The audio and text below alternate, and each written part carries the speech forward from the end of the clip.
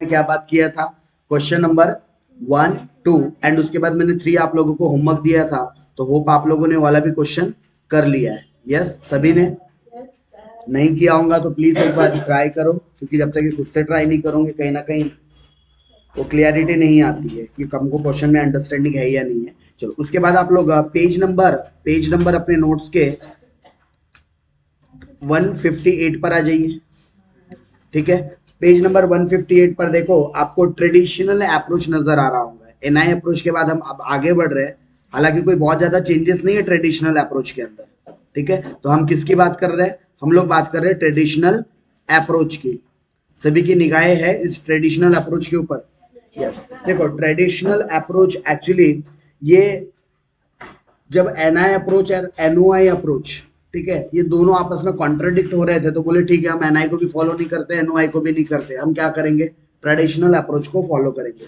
इस अप्रोच के अंदर सिंपल सी बात बताई गई है, जो बहुत हम मतलब पुराने जमाने से जो हम लोग अपना कॉस्ट, ओवरऑल कॉस्ट निकालने का जो तरीका होता है हमारा, कौन कौन सा तरीका होता है, WACC, weighted average cost of capital. और WACC कैसे निकलता है, क्लियर है क्या सभी को, कैसे निकलता है, जितनी भी आपके अलग अलग स्ट्रक्चर्स है उनके कॉस्ट को उनके वेट से मल्टीप्लाइड करते रहो। जैसे डिबेंचर की जो भी कॉस्ट होंगी, मतलब KD इंटू क्या कर दो आप, WD, मतलब कॉस्ट ऑफ डिबेंचर को वेटेड ऑफ डिबेंचर से मल्टीप्लाइड कर दो।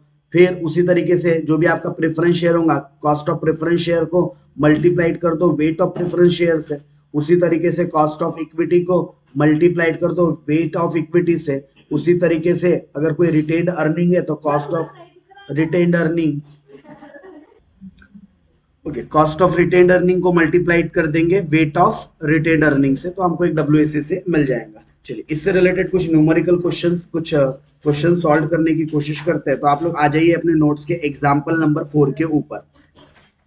वो एग्जाम्पल नंबर 4 के ऊपर सारे क्या बोलता है question, determine the value of the firm. आपको क्या कैलकुलेट करना है, तो आपको कैलकुलेट करना है value of the firm, calculate the value of firm.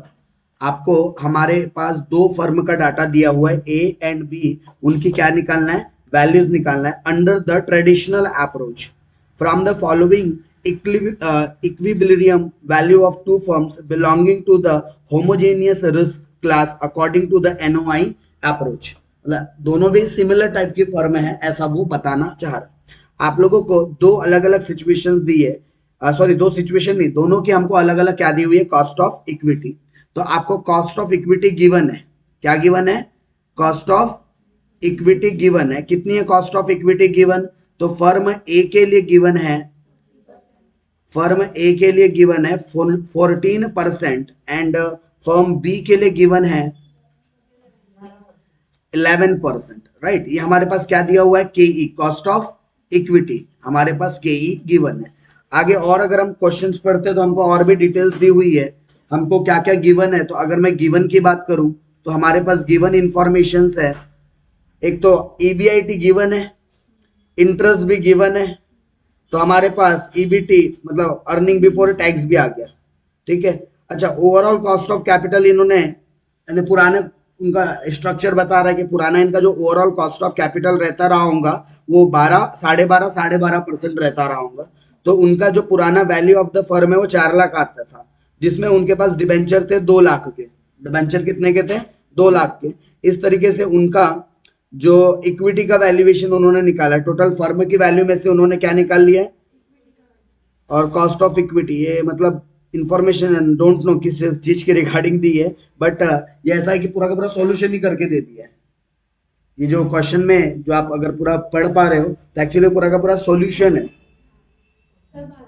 ठीक है, हाँ, तो नहीं मैं ये पहले बता दूं कि जो क्वेश्चन दिया हुआ है वो क्वेश्चन किसी पर्टिकुलर डेटा से पूरी तरीके से क्या है, सॉल्व किया हुआ डाटा दे रहा है। बट अगर हम बात करें कि यहाँ से हमको हमारे लिए इस पर्टिकुलर क्वेश्चन के अंदर कॉस्ट ऑफ इक्विटी कितनी है, 14% एंड 11%, तो हमने कितने के हिसाब से कैलकुलेट करना चाहिए, 14 एंड ओके। तो अगर मैं इसका सॉल्यूशन स्टार्ट करूं तो पर्टिकुलर, और मेरे पास दो फर्म का डेटा है, एक फर्म ए और दूसरा फर्म बी। अच्छा, क्या हमको EBIT पता है, यस, कितनी है EBIT, 50,000, 50,000।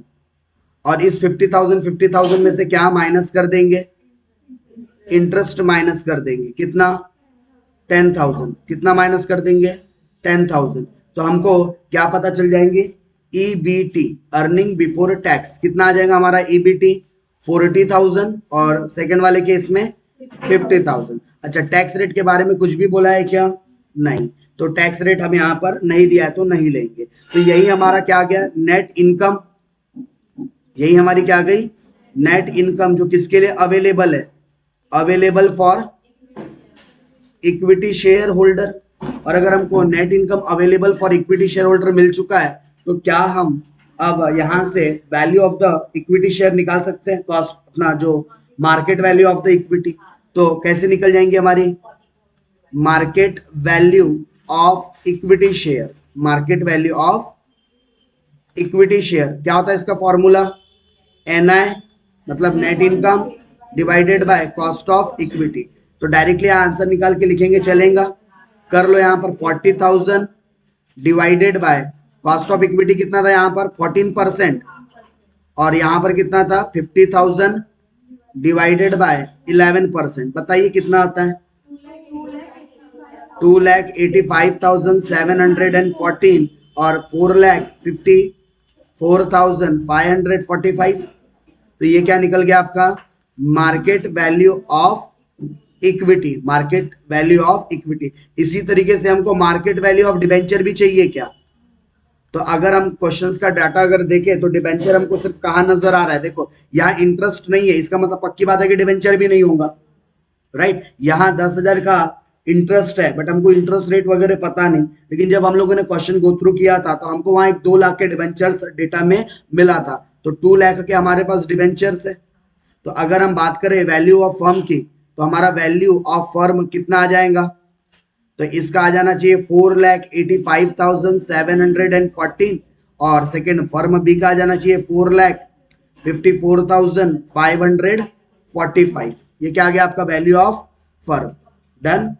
अगर वैल्यू ऑफ फर्म आ चुका है तो क्या यहां से हम लोग ओवरऑल कॉस्ट ऑफ कैपिटल भी निकाल सकते हैं। ओवरऑल कॉस्ट ऑफ कैपिटल निकालने का फॉर्मूला क्या है आपका, ओवरऑल कॉस्ट ऑफ, हालांकि बोला नहीं है बट स्टिल हम लोग निकाल रहे हैं, तो ओवरऑल कॉस्ट ऑफ कैपिटल निकालना है तो इसके लिए फॉर्मूला क्या होता है, EBIT divided by value of firm.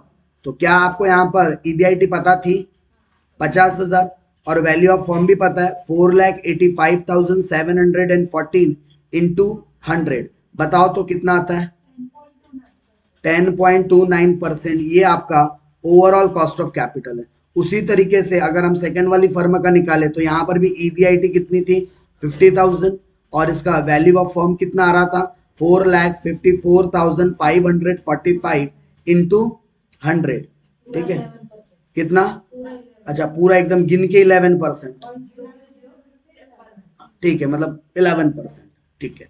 सो ये पूरे अगर सॉल्यूशन को सिंगल स्क्रीन पे ला लूं तो यहां से लगभग हमने सॉल्यूशन स्टार्ट किया है, ठीक है सिंपल था।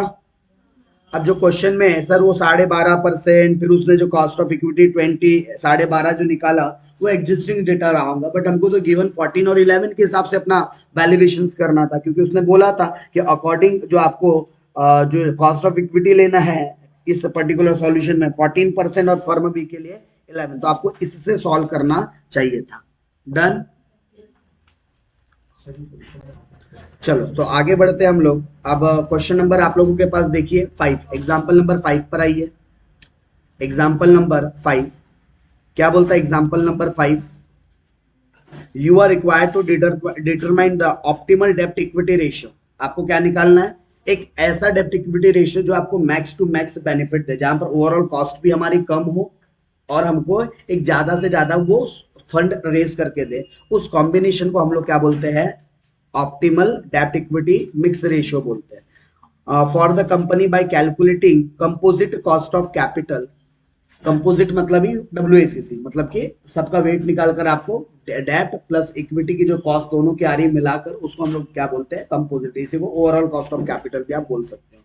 Based on the most preferable capital structure of the company, the following details has been furnished on account of the cost of dept and equity after tax at the different level of dept equity mix. तो आपके पास अलग अलग क्या दिया है, combination दिया हुआ है। डेप्ट as a percentage of total capital employed. अच्छा, अगर डेप्ट जीरो है इसका मतलब पूरा पैसा कहां से आता होगा, इक्विटी से। ठीक है, अगर आपके पास डेटा कैसा दिया है, डेप्ट as a percentage of total capital employed, तो टोटल कैपिटल एम्प्लॉयड का 0% अगर डेप्ट से आ रहा है, इसका मतलब 100% कहां से आएगा, इक्विटी से आएगा। ये बात में किसी को दिक्कत?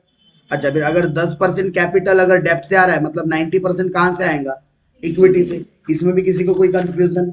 फिर उसके बाद सिमिलर तरीके से अगर अगला क्या है 20, अगर 20 डेप्ट से आ रहा है तो 80 कहां से आ जाएगा आपका, इक्विटी से आ जाएगा। एंड सो ऑन, इसी तरीके से हमारी कहानी आगे बढ़ते चलेंगी। तो कहां तक के हैं, 20, 10, 20, 30, 40, 50, 60। ठीक है, तो फिर हम इक्विटी कितना आ जाएगा हमारा, अगर बात करें हम इक्विटी की, तो इक्विटी कितना आ जाएगा हमारा, 70, 60, 50 एंड 40। इसमें कोई दिक्कत? ओके। अब आगे सेकेंड इंफॉर्मेशन हमको किस चीज की दी है, कॉस्ट ऑफ डिबेंचर। हमको क्या दिया हुआ है, के डी, और क्या दिया हुआ है हमको कॉस्ट ऑफ डिबेंचर के अलावा, के ई, कॉस्ट ऑफ इक्विटी। ठीक है, ये क्वेश्चंस में डाटा गिवन है। ओके, कॉस्ट ऑफ डिबेंचर कितना गिवन है हमारे पास, 5%।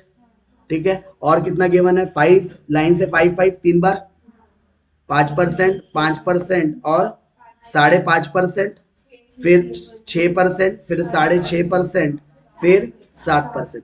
उसी तरीके से मुझे कॉस्ट ऑफ इक्विटी भी आप निकाल कर बता सकते हैं, मतलब दिया है, सॉरी, कितना, 12%, 12.5%, 13%, 14%, 16% और 20%। अच्छा, तो टोटल 100% में से अगर हम बोलते हैं टोटल 100% हमारा क्या है, कैपिटल है, तो 100 में से 0% इन्वेस्ट यहाँ हुआ है और पूरा का पूरा 100% कहाँ इन्वेस्ट हुआ है, कहाँ से पैसा है, इक्विटी में। ठीक है, तो हमको वेटेड निकालते आता है क्या? अगर हम वेटेड की बात करें तो क्या हम लोग, ये एक प्रकार से वेट ही तो है, ये वेट ही तो दिया है, 0 वेट 100 वेट, 10% का वेट 90% का वेट। ठीक है, बस। और अगर आपको उसको डेसिमल्स में कन्वर्ट करना है तो सबको डिवाइडेड बाय 100 करते जाओ तो परसेंटेज आपके डेसिमल्स में कन्वर्ट हो जाएंगे।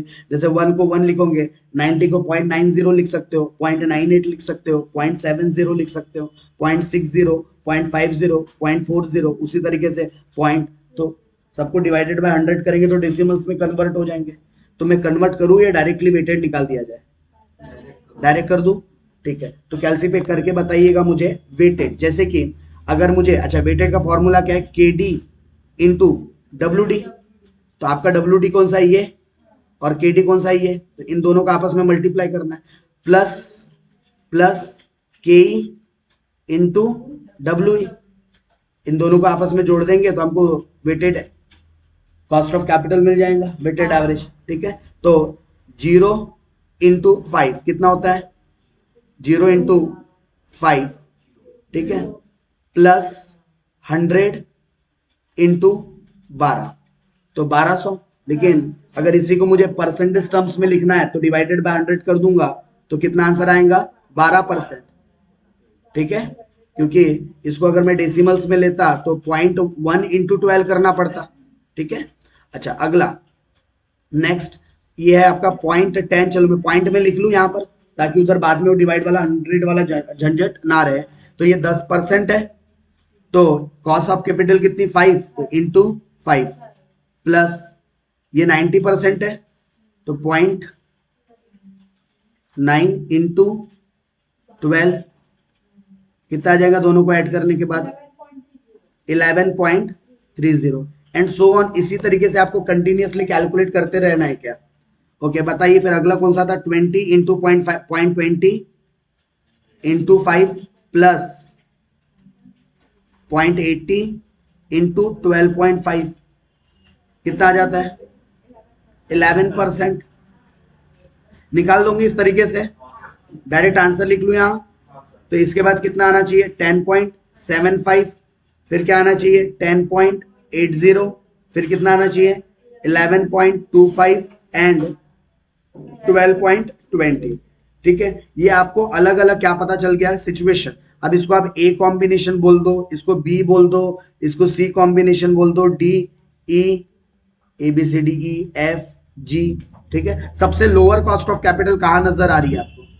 सबसे lower cost of capital, overall cost of capital सबसे कम कहाँ नजर आ रही है? ये 10.75, मतलब कि डी वाले केस में। यानी आपने कौन से कॉम्बिनेशन के साथ जाना चाहिए, आपके लिए जो बेस्ट कॉम्बिनेशन हो सकता है गिवन डेटा के अकॉर्डिंगली, तो बेस्ट यहाँ जो डेप्ट इक्विटी मिक्स है आपके लिए, ऑप्टिमम ऑप्टिमम डेप्ट इक्विटी मिक्स जो रेशियो है यहाँ पर, वो क्या होना चाहिए आपका?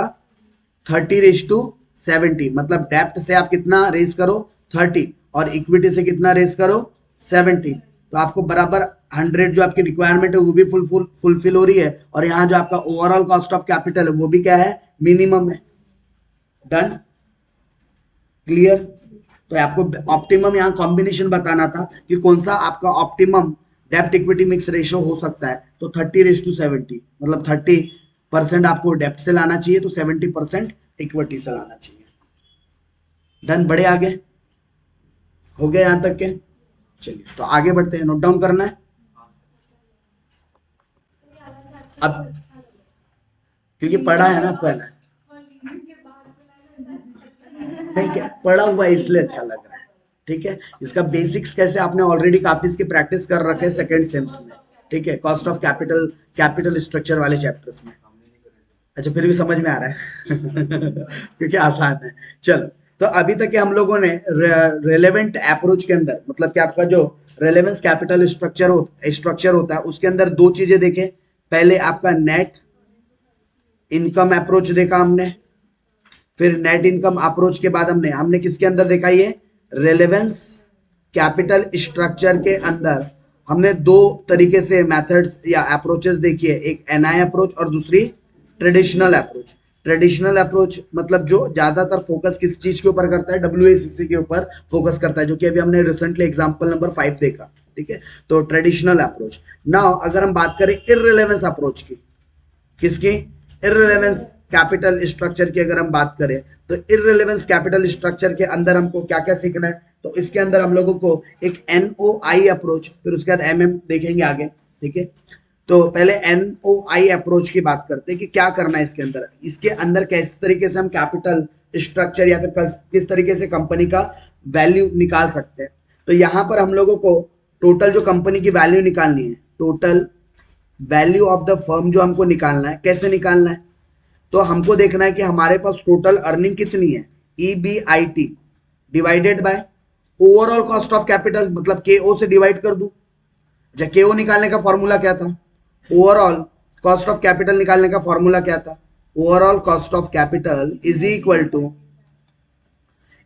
To EBIT divided by value of firm. अगर मैं बोलूं कि वैल्यू ऑफ फर्म आपको मतलब गिवन नहीं है, आपको कॉस्ट ऑफ कैपिटल गिवन है, वैल्यू ऑफ फर्म निकालना है, तो अब यही फॉर्मूले को क्या कर लोगे? वैल्यू ऑफ फर्म को इधर ला लोगे और जो ओवरऑल कॉस्ट ऑफ कैपिटल इधर डिवाइड में आ जाएगा। तो क्या ये वही फॉर्मूला बना है? तो अगर आपको क्या निकालना है? टोटल वैल्यू ऑफ फर्म निकालना है एनओआई अप्रोच से, तो आप क्या करोगे? EBIT divided bye overall cost of capital. जबकि हम लोग एनआई अप्रोच के अंदर कैसे निकालते थे? Market value of equity plus market value of debenture, इन दोनों को प्लस करते थे तो हमको वैल्यू ऑफ फर्म मिलता था एनआई अप्रोच के अंदर। और एनओआई अप्रोच के अंदर हमको कैसे निकालना है? EBIT divided bye overall cost of capital. Done. अच्छा, EBIT की जगह अगर कभी आपको नेट ऑपरेटिंग इनकम दे दिया जाए तो भी घबराना मत, क्योंकि EBIT का मतलब ही होता है नेट ऑपरेटिंग इनकम। ठीक है, तो अगर कभी आपको NOI मतलब नेट ऑपरेटिंग इनकम या फिर NOP नेट ऑपरेटिंग प्रॉफिट दे दिया जाए तो भी आपने वही वैल्यू यहाँ पर कंसिडर्ड करनी है। मतलब EBIT की जगह आप क्या क्या रख सकते हो? EBIT की जगह आप नेट ऑपरेटिंग प्रॉफिट, ठीक है, नेट ऑपरेटिंग प्रॉफिट या प्रॉफिट की जगह इसका सब्सटीट्यूट वर्ड यूज किया जा सकता है इनकम। तो ये चीजें आप वहां पर रख सकते हो, नेट ऑपरेटिंग इनकम या नेट ऑपरेटिंग प्रॉफिट किसकी जगह पर? EBIT की जगह पर, राइट। तो यहां पर कैसे आपने वैल्यू ऑफ फर्म निकालना है, क्लियर? डन, बढ़े आगे। अच्छा, आगे एग्जाम्पल नंबर आप लोग आ जाइए सीधा एग्जाम्पल नंबर 6 पे। बहुत कनेक्टेड टॉपिक्स है, मतलब कि बहुत ऐसा कोई अप्रोच बहुत ज्यादा अलग नहीं जा रही है, स्लाइटली चेंजेस के अंदर चेंजेस हो रहे हैं। चलिए एग्जाम्पल नंबर 6 के ऊपर आइए आप लोग। एग्जाम्पल नंबर 6, ठीक है, एग्जाम्पल नंबर 6 पढ़िए क्या बोलता है क्वेश्चन।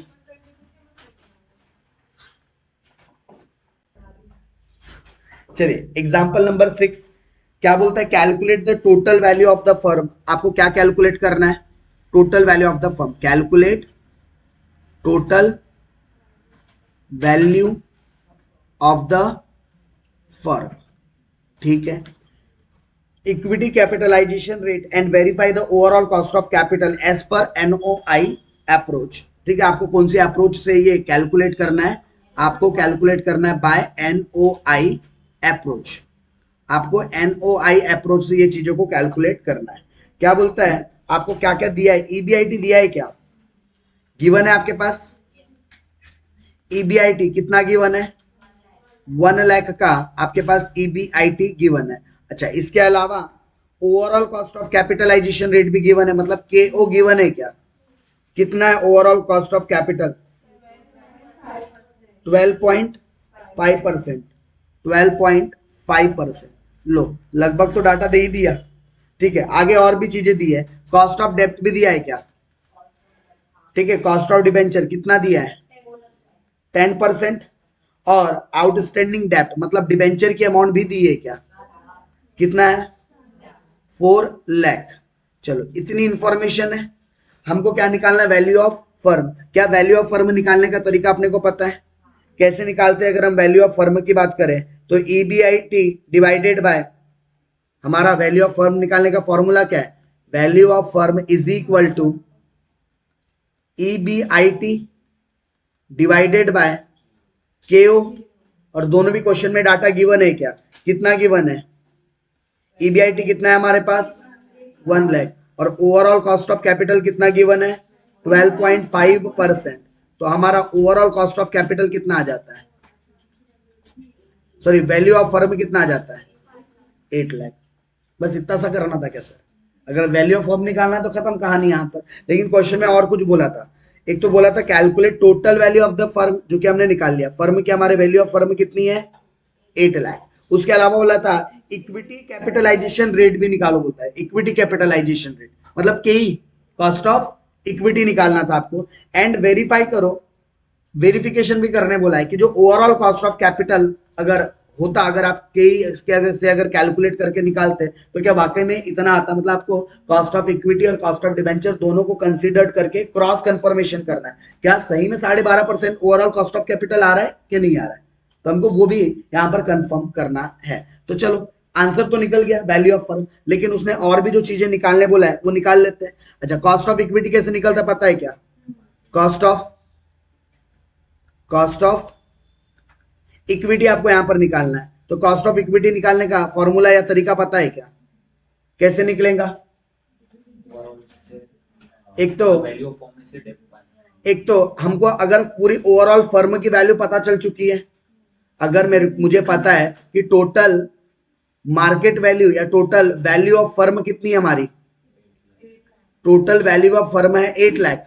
इसमें से अगर मैंने वैल्यू ऑफ डिबेंचर हटा दिया, वैल्यू ऑफ डिबेंचर अगर हटा दिया तो मुझे क्या पता चल जाएगा, कॉस्ट ऑफ इक्विटी, मतलब या वैल्यू ऑफ इक्विटी। कॉस्ट बोलने की जगह इसको क्या बोल दूं, वैल्यू ऑफ इक्विटी।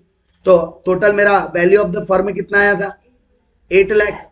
इस 8 लाख से माइनस कर दो 4 लाख, मतलब बिल्कुल 50-50% का वेटेज है कि दोनों में, कितने कितने का वेटेज है, 50-50% का। मेरी वैल्यू ऑफ इक्विटी कितनी आ गई, ये आ गई मेरी वैल्यू ऑफ इक्विटी। यहां तक है क्लियर, वैल्यू ऑफ इक्विटी में किसी को कोई समस्या, नो। अच्छा, अब अपने को कॉस्ट ऑफ इक्विटी भी निकालना है, ठीक है, यानी परसेंटेज निकालना है। तो कैसे निकालेंगे, अगर मैं बात करूं किसकी, कॉस्ट ऑफ इक्विटी केई की, तो वैसे केई के बहुत सारे फॉर्मूले होते हैं, अलग अलग अप्रोच होती है। तो यहां पर अगर मैं बात करूं तो हमको अर्निंग अवेलेबल है, तो अर्निंग डिवाइडेड बाय जो net profit divided by net profit into 100, क्या यही फॉर्मूला होता है कॉस्ट ऑफ इक्विटी का। अब यहाँ डिविडेंड के बारे में नहीं, लेकिन अर्निंग के बारे में जानकारी है, तो हमको अर्निंग कितनी दी है, हमको यहाँ पर अर्निंग अगर एक शेयर के हिसाब से निकालना है तो अर्निंग पर शेयर लेना पड़ेगा, या अगर पर शेयर वाली जानकारी नहीं है तो टोटलिटी में भी चलेंगी। तो हमारे पास कितनी अर्निंग अवेलेबल है, अगर मैं बात करूं हमारे पास EBIT अवेलेबल है क्या, कितनी 1 लाख, लेकिन इस EBIT में से क्या देना पड़ेगा हमको, इंटरेस्ट। तो इंटरेस्ट कितना था हमारे पास, 4 लाख का, 4 लाख का डिबेंचर था, इसका कितना परसेंट इंटरेस्ट जाने वाला था, क्योंकि 10% कॉस्ट ऑफ डिबेंचर है, तो 40,000 अगर इंटरेस्ट दे देंगे तो बचेगा कितना। तो यही अर्निंग किसके लिए अवेलेबल है, यही अर्निंग किसके लिए अवेलेबल है, इक्विटी के लिए, earning available for equity share holder. लो जी, आपको क्या मिल गया, अर्निंग मिल गया। अच्छा, और इस हमारे इक्विटी की मार्केट वैल्यू कितनी है, नेट प्रॉफिट या मार्केट वैल्यू कितनी है, 4 लाख, तो डिवाइडेड बाय 4 लाख इंटू 100, बताओ तो कितना परसेंट आता है। इसको सिंप्लीफाई करने पे 15% आता है, मतलब आपको कॉस्ट ऑफ इक्विटी मिल गया। ओके, तो मेरे पास कॉस्ट ऑफ डिबेंचर भी है और मेरे पास कॉस्ट ऑफ इक्विटी भी है। कॉस्ट ऑफ डिबेंचर क्वेश्चन में डायरेक्ट गिवन था, ये 10%, और कॉस्ट ऑफ इक्विटी अभी आपने कैलकुलेट किया 15%। यहां तक के डाउट है कि किसी को, नितेश डाउट है यहां तक के, क्लियर है, पक्का, आभा, ओके। चलो बढ़ते आगे। तो अब हम लोगों को क्रॉस वेरीफाई भी करना था, उसने बोला था ना क्या करो, वेरीफाई करो। तो हम वेरीफाई करके देखते हैं क्या वाकई में जो उन्होंने 12.5% जो ओवरऑल कॉस्ट ऑफ कैपिटल बोला आ रहा है कि नहीं आ रहा है। तो हम केओ कैसे निकाल लेंगे, तो आपको वेट ऑफ डिबेंचर पता है, इनटू कॉस्ट ऑफ डिबेंचर भी पता है, प्लस आपको वेट ऑफ इक्विटी पता है और आपको कॉस्ट ऑफ इक्विटी भी पता है। अच्छा, वेट कितना है, 50-50%, क्योंकि 4-4 लाख है, इक्विटी भी 4 लाख, डिबेंचर भी 4 लाख, तो वेट कितना आएगा 0.5 इंटू कॉस्ट ऑफ डिबेंचर कितना था 10%, और उसी तरीके से कॉस्ट वेट कितना था इक्विटी का 50% इंटू 15, तो कितना आ जाएगा ये 5 प्लस 7.5, मतलब कि 12.5%। प्रूफ हो रहा है क्या, कि उन्होंने जो कॉस्ट ऑफ कैपिटल दिया है वो सही है, मतलब जो 12.5% है वो सही रेट है। अगर मैं अपने WACC से भी निकाल के देखूं तो 12.5% हमारा वेरीफाई होता है कि सही रेट है। अगर 12.5 नहीं आता, कुछ और होता, तो हम क्या बोलते हैं कि जो उन्होंने 12.5% जो ओवरऑल कॉस्ट ऑफ कैपिटल दिया है वो वेरीफाइड नहीं हो रहा है। ठीक है, मतलब कि उसको हम क्या बोलते हैं उस सिचुएशंस में, कि वहां जो वैल्यू ऑफ फर्म निकली है is a different from the जो NI या फिर जो ट्रेडिशनल अप्रोच है उसके कंपैरिजन में, वहां पर अलग वैल्यू निकलती है। Done, solution. ये लो, पूरा कहां से स्टार्ट हुआ है वैसे,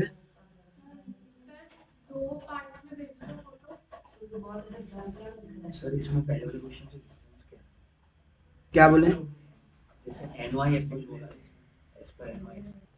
चलिए तो बड़े आगे, ठीक है आगे बढ़ते हैं। नेक्स्ट क्वेश्चन एग्जांपल नंबर 7 देखिए, तो आप लोग खुद से कर लोगे क्या, अगर इफ एग्जांपल नंबर 7 अगर आपको खुद को जम जाएगा तो इसको हम लोग क्या कर देंगे, होमवर्क, गृह कार्य आपके लिए।